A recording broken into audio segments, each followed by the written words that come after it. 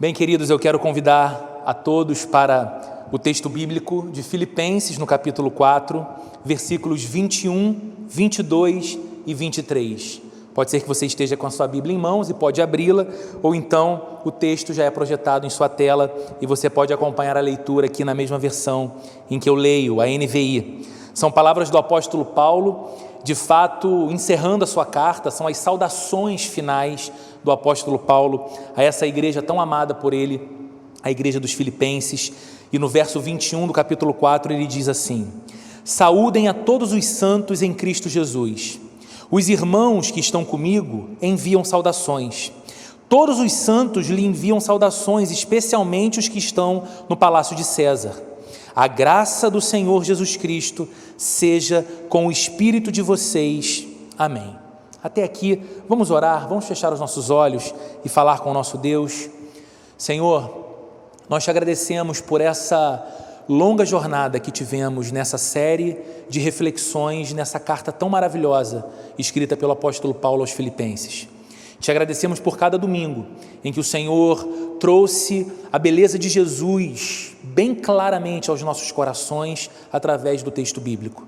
E agora nós te pedimos juntos, Senhor, que nesse domingo o Senhor nos fale ainda ao coração, na porção que esse texto tão especial tem a nos dizer e a nos comunicar para a vida, para a esperança, para o dia a dia nessa jornada ao lado de Jesus Cristo, nesse mundo tantas vezes desafiador a todos nós. Fala com a gente, Senhor. Abençoa os nossos lares, abençoe os nossos corações, abençoe todas as coisas que carecem da Tua graça e da Tua bênção em nossas vidas e na vida daqueles que nós tanto amamos, em nome de Jesus. Amém e amém. Queridos, em junho desse ano, nós iniciamos essa série, A Utopia Possível. Nós ainda estávamos impedidos de ter os nossos cultos presenciais em virtude do decreto de quarentena, e nós então iniciamos as reflexões nessa carta com o objetivo de não apenas compreendermos melhor a mensagem de um texto tão importante e tão conhecido da Bíblia, mas encontrar nesse texto tão rico encorajamento para dias tão desafiadores, alegria para dias tão potencialmente tristes. E nós vimos Deus falando ao nosso coração durante todo esse tempo, ao longo desses 25 domingos que passamos debruçados sobre essa carta escrita pelo apóstolo Paulo aos Filipenses. Nós aprendemos muitas coisas essenciais sobre a vida cristã, mas não apenas um manual da vida cristã. Nós aprendemos também muitas coisas essenciais sobre a forma de enfrentarmos os desafios. Desafios, inclusive, como estes que temos nos deparado ao longo de todo esse ano de 2020. Ano que tem desafiado a nossa musculatura espiritual, ano que tem desafiado a nossa fé, ano que tem desafiado a nossa esperança, ano que tem desafiado a nossa resiliência, mas temos aprendido com Deus e temos aprendido pela palavra de Deus e em especial ao longo de toda essa série, formas de enfrentarmos melhor esta demanda do tempo em que vivemos. Mas agora, olhando para a saudação final de Paulo, é interessante que se você pegar em sua Bíblia, esse pequeno trecho tem um título sugerido e o título é esse, Saudações Finais. Mas olhando para essas saudações finais que encerram a carta, mesmo aqui nós não nos deparamos com uma simples formalidade de Paulo. Um padrão repetido para encerrar uma carta onde muito já havia sido dito. Nessa saudação final existe a expressão do desejo do apóstolo Paulo. Nessa saudação final existe a expressão da oração de Paulo pela vida daquelas pessoas que ele tanto amava na cidade de Filipos. Pessoas que ele conhecia o nome, que ele conhecia o rosto, que ele viu nascendo no Evangelho através da pregação, muitos e muitas, quem sabe, tendo sido batizados e batizadas pelo próprio apóstolo Paulo, e agora ele expressa o seu mais profundo desejo nessas palavras finais e também a sua oração. Após pedir que cada discípulo de Jesus na cidade de Filipos receba a sua saudação e o seu carinho, eu não sei se você notou, mas ele diz: saúdem a todos os santos em Cristo Jesus. É uma expressão muito comum em Paulo, referir-se aos cristãos, referir-se àqueles que foram alcançados pela graça de Jesus, tiveram seus pecados perdoados e a salvação descortinada diante de seus olhos pela obra da cruz realizada por Jesus Cristo, serem chamados por Paulo de santos, de santas. Não porque agora essas pessoas se tornaram 100% puras, isentas de qualquer pecado ou sem nenhum desvio moral, mas porque a obra que Jesus realizou por elas havia as santificado. É por isso que ele diz: saúdem a todos os santos em Cristo Jesus, a todos estes que estão aí entre vocês na cidade de Filipos e que pela obra de Cristo foram santificados, separados do mundo para Deus e para Cristo. E ele diz: os irmãos que estão comigo enviam saudações. Todos os santos lhe enviam saudações, especialmente os que estão no palácio de César. Lembre-se, Paulo escreve de dentro de uma prisão na cidade de Roma. E o próprio fato da vida de Paulo em Roma e da prisão de Paulo em Roma é uma plataforma para a proclamação do Evangelho.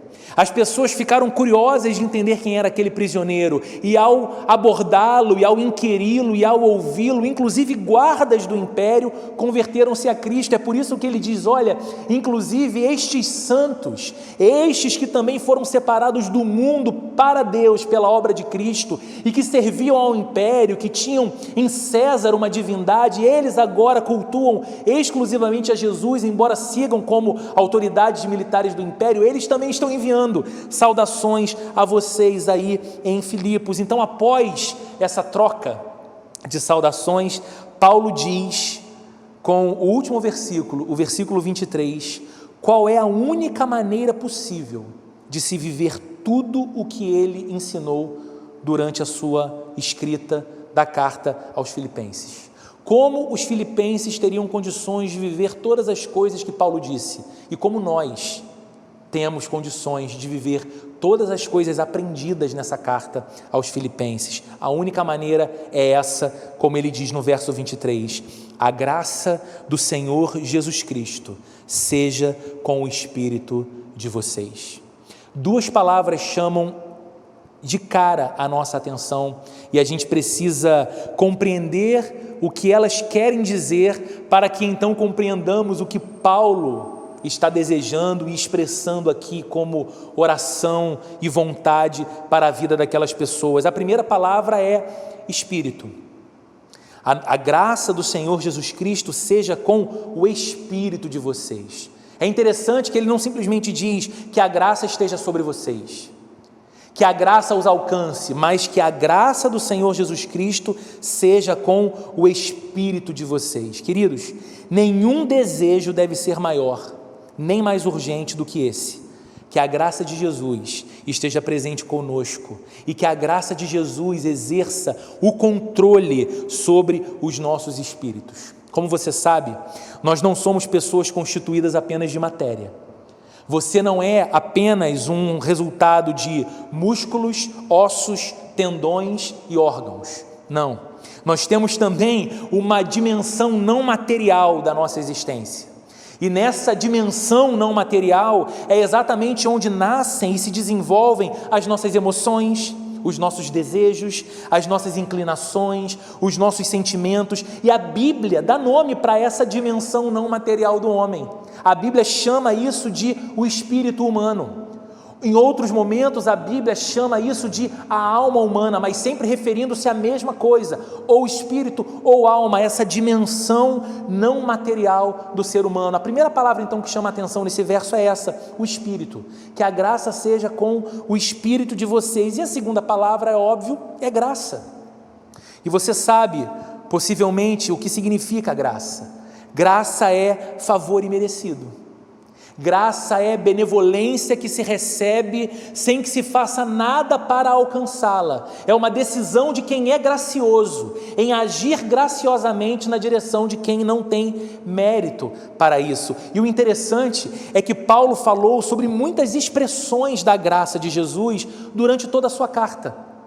Ele disse que foi graça o fato de Jesus assumir o nosso lugar na cruz, pura graça.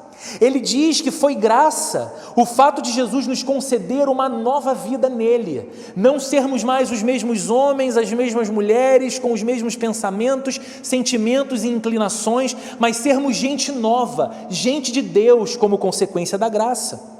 Paulo fala nessa carta que foi a graça de Jesus que nos possibilitou viver uma esperança viva, uma esperança não amparada nas circunstâncias daquilo que acontece ou não na nossa vida, mas uma esperança que é alimentada pelo alto, pelos céus. Paulo disse nessa carta que foi resultado da graça de Deus o fato de sermos tratados com misericórdia diária. Você acordou hoje, você já fez algumas tarefas no seu dia provavelmente, e você se deu conta de que Deus cuidou de você, de que você está saudável, de que você tem vigor, de que você tem habilidade intelectual, de que a sua casa está em ordem, de que os seus amados estão próximos de você. Isso é graça de Deus, é o fato de Deus decidir todos os dias renovar a misericórdia dele sobre mim e sobre você por causa de Jesus.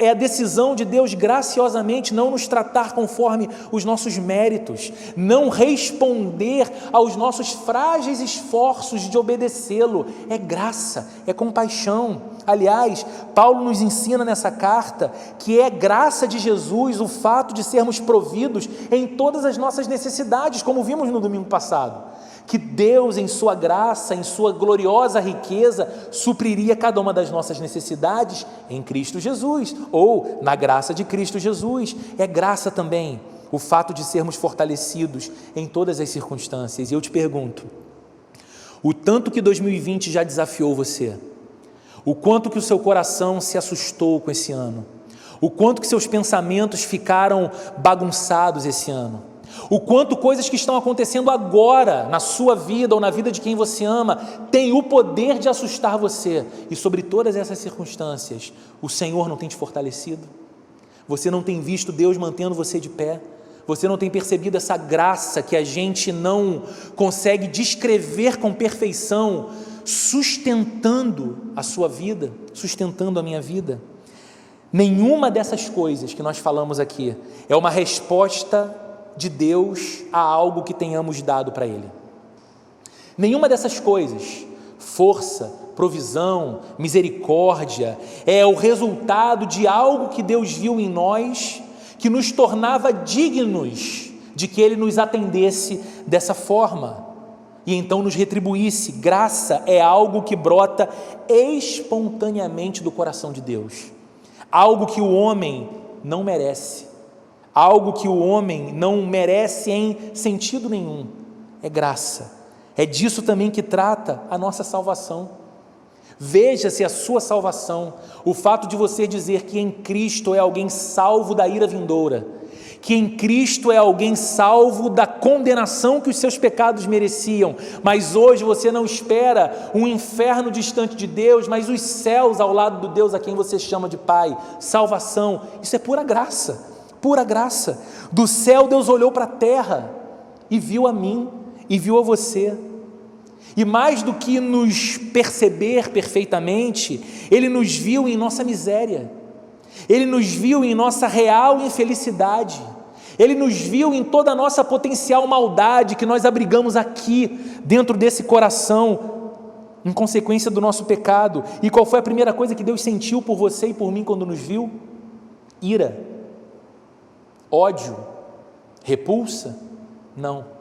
A primeira coisa que Deus sentiu quando nos viu foi piedade, misericórdia, compaixão. E mais do que sentir isso, Deus decidiu fazer algo a respeito do que via ao nos olhar. E então entrou a graça. Porque Deus, em sua graça, nos viu e decidiu fazer chover sobre nós o seu amor. Decidiu fazer chover sobre nós o seu favor, decidiu fazer chover sobre nós o seu perdão e não a sua justa ira.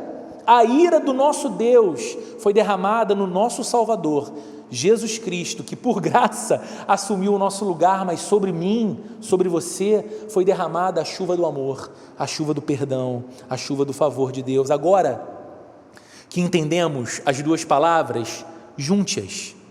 Junte a graça de Deus e o nosso espírito. Porque a graça é o princípio da nossa salvação, mas a graça é também a continuação da vida cristã, ou a continuação da vida de salvação. A graça é a base da nossa perseverança na fé, enquanto nós vivemos num mundo que tanto desafia a gente. E sabe onde o mundo desafia você e a mim? Não é na nossa carne, no sentido físico simplesmente. Claro, você pode ficar cansado. Uma semana de trabalho extenuante pode deixar o seu físico muito abatido. Mas esse mundo desafia o nosso espírito. As coisas que nos acontecem e as coisas que acontecem àqueles que nós tanto amamos desafiam o espírito que há dentro de nós, e é por isso que Paulo deseja que essa grande graça de Jesus seja com os nossos espíritos. Porque no final das contas, querido, é o nosso espírito que controla a totalidade da nossa vida.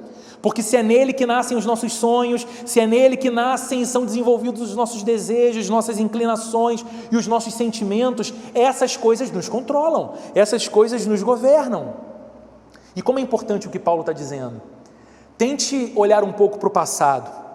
O passado nos conta a história de pessoas que tiveram grande inteligência. O passado nos fala a biografia de homens e mulheres que tiveram grande influência em seus dias, múltiplos talentos, mas porque não puderam controlar os seus espíritos, essas pessoas arruinaram as suas vidas e talvez a vida de outras também. Como é importante o que Paulo está desejando, como não são palavras soltas ao vento ou uma simples saudação, mas um desejo ardente de algo muito importante, que nesse espírito humano que governa a nossa vida, abunde a graça do Senhor e Salvador Jesus Cristo. Então nos perguntamos, didaticamente precisamos fazer essa pergunta: quais são os efeitos da graça de Jesus sobre nós? Eu tenho 3 respostas breves para essa pergunta. Em primeiro lugar, a graça de Jesus nos reveste das graças da vida cristã. Se ficou confuso, eu vou tentar fazer você entender isso melhor. A graça de Jesus nos reveste com todas as graças da vida cristã, ou seja, quando a graça do Senhor Jesus está sobre você, todas aquelas coisas que nós chamamos de graças do viver cristão estão sobre o seu espírito também. Por exemplo, fé. A Bíblia diz que a fé não vem de nós, é dom de Deus. A fé que faz com que você renove a sua certeza de cada uma das promessas que Deus te fez em sua santa palavra. A fé que pauta os seus dias e o seu cotidiano, seguindo a Jesus Cristo e evitando os caminhos antagônicos que essa sociedade de costas para Deus muitas vezes nos propõe. É graça de Jesus sobre o nosso espírito que nos faz ter uma vida de fé, esperança. Veja como que a esperança é uma graça que o Senhor infunde em nós. O fato de olharmos não de modo circunstancial, o fato de alimentarmos a nossa expectativa para o amanhã, para o futuro e, em última análise, para a própria eternidade, não com base naquilo que vemos, nem com base naquilo que somos ou fazemos, mas naquilo que Cristo graciosamente fez por nós e na certeza que temos que esse mundo pode ser mau e continuar ainda mais vil. Nós estamos atravessando essa história de mãos dadas com o nosso Rei e Salvador e entraremos à eternidade para viver com Ele para sempre. Então o futuro não nos apavora mais, por isso somos o povo da esperança, graça, o amor. Veja como o amor é uma graça do Senhor em nosso espírito, a capacidade de vivendo num tempo de tanto individualismo, egoísmo e indiferença, sermos pessoas que se percebem amadas por Deus e decidem então viver uma vida de amor, que é a vida que Deus pede de cada um de nós, discernimento e sabedoria. Está cada vez mais claro para você e para mim que ter sabedoria e ter discernimento não tem a ver com simplesmente ter acesso a mais informação ou a mais estudo, porque há pessoas muito bem preparadas intelectualmente, muito bem formadas nas academias e nas universidades, porém completamente despreparadas para a vida, despreparadas para o casamento, despreparadas para a educação dos filhos, despreparadas para as coisas mais cotidianas da vida comum. Porque a Bíblia diz que o discernimento que nos faz considerar a vida e o mundo com as lentes de Deus e a sabedoria espiritual são dádivas da graça do Senhor, que nós temos recebido perseverança. Veja, queridos, o quanto nós temos sido e o quanto nós temos aprendido a ser perseverantes numa vida difícil, num mundo desafiador. Isso é graça. É por isso que nós afirmamos: a graça do Senhor Jesus é também o meio, nos reveste das graças da vida cristã. Mas em segundo lugar, a graça de Jesus não apenas nos reveste das graças da vida cristã, ela também freia os nossos piores instintos e as nossas piores inclinações. É a graça operando sobre nós que nos retém quando nós gostaríamos de correr para algo errado e mal. É a graça refreando nossos corações que nos retém quando os nossos sentimentos e os nossos desejos do momento tentam nos sequestrar. E você sabe como que os seus desejos podem trair o seu chamado para viver como um discípulo de Jesus. Você sabe como que os sentimentos de um momento podem fazer com que você reaja em conformidade a esses sentimentos e ponha tudo a perder, não apenas a sua reputação, mas também às vezes a sua casa, a sua família, o respeito dos seus filhos, o amor dos seus amigos, a sua vida com Deus. Então, queridos, não fosse essa graça nos restringindo, não fosse essa graça de Jesus operando em nós e aplacando os nossos piores instintos, eu ouso dizer que seria impossível a você e a mim vivermos como cristãos. Não fosse essa graça, nós seríamos possivelmente os mais hipócritas dos homens e das mulheres dessa sociedade, que conhecendo a virtude, conhecendo o que é padrão ético elevado, valorizando isso no discurso, teríamos incapacidade de viver isso na prática e nas dimensões mais secretas da nossa vida. Não fosse a graça de Deus, a graça de Cristo sobre o nosso espírito, nós há muito já teríamos sido corrompidos pelas nossas próprias inclinações pecaminosas. E por fim, a graça de Jesus é uma afirmação simples, mas tão poderosa. A graça de Jesus nos fortalece e a graça de Jesus nos sustenta. Queridos, não esqueça quem é o autor da carta, que estamos encerrando a sua reflexão após meses hoje. Não esqueça quem era e em que condições ele estava. Ele estava preso e sofrendo muitas aflições. Não esqueça também de que ele escreveu essa carta para pessoas passando por grandes provas e por grandes dificuldades na cidade de Filipos. No entanto, Paulo e estes cristãos estavam claramente, de acordo com o texto que temos lido, cheios de alegria e cheios de vigor espiritual e cheios de esperança. Então nos perguntamos como eles conseguiam isso? Ou precisamos assumir o equívoco de afirmar que este Paulo e estes homens e mulheres da cidade de Filipos eram super-humanos, diferentes de nós, ou teremos que reconhecer que eles eram o resultado da graça de Jesus Cristo, os fortalecendo e os sustentando. A graça de Jesus Cristo fortalecia Paulo em suas cadeias. A graça de Jesus Cristo fortalecia os cristãos da cidade de Filipos em suas adversidades. Queridos, a graça de Jesus é suficiente para todas as coisas.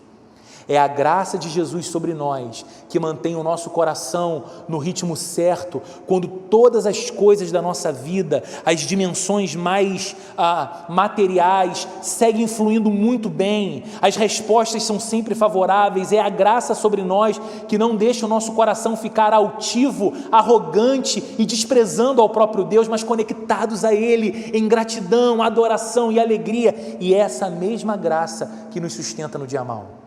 É essa mesma graça e esse mesmo poder que nos ampara no dia da dor, no dia da tristeza, no dia da perda, no dia do vazio existencial, quando então clamamos e somos preenchidos daquilo que é eterno, somos preenchidos do próprio Deus. A graça de Jesus é suficiente para todas as coisas. E eu queria então concluir essa mensagem dizendo para você algo que você já sabe. Nós vivemos num mundo inseguro. E se você tinha alguma dúvida disso, esse ano trouxe todas as provas definitivas de que a vida nesse mundo é uma vida insegura. Nós temos uma vida incerta, uma vez que nós não podemos garantir o que acontecerá com qualquer um de nós. Isso faz da vida uma vida incerta.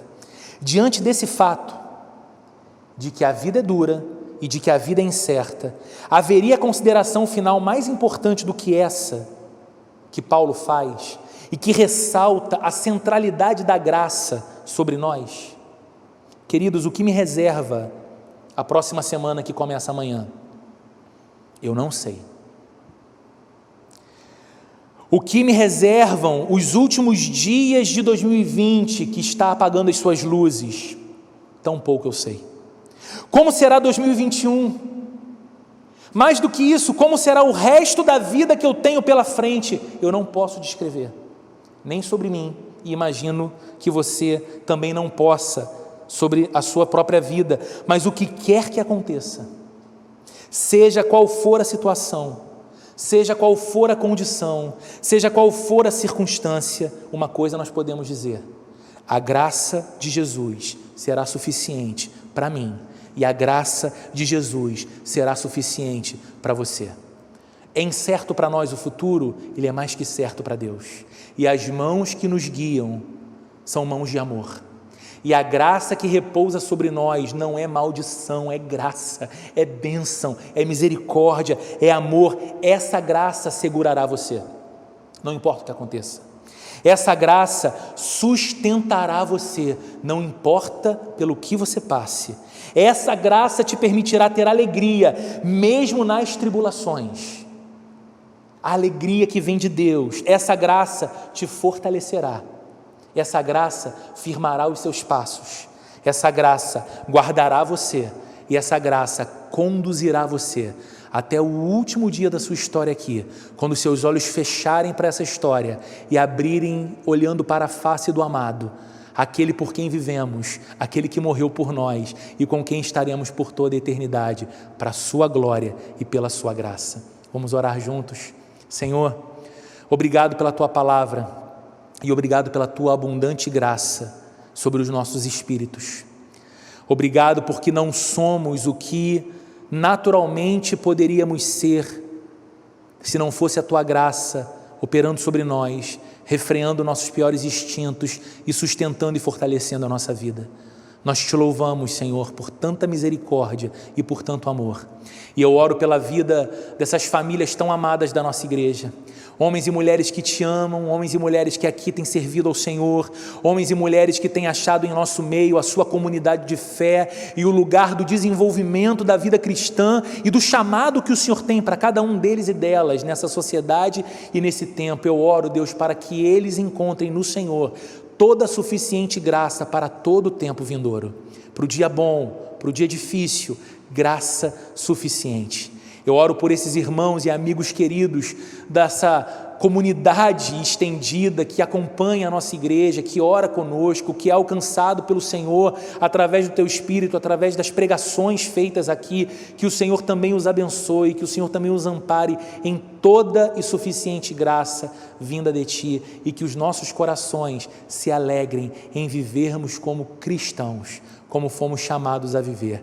Que o amor de Deus, a graça de nosso Senhor e Salvador Jesus Cristo e a comunhão do Espírito Santo esteja presente com a vida de todos nós, hoje e para todo sempre.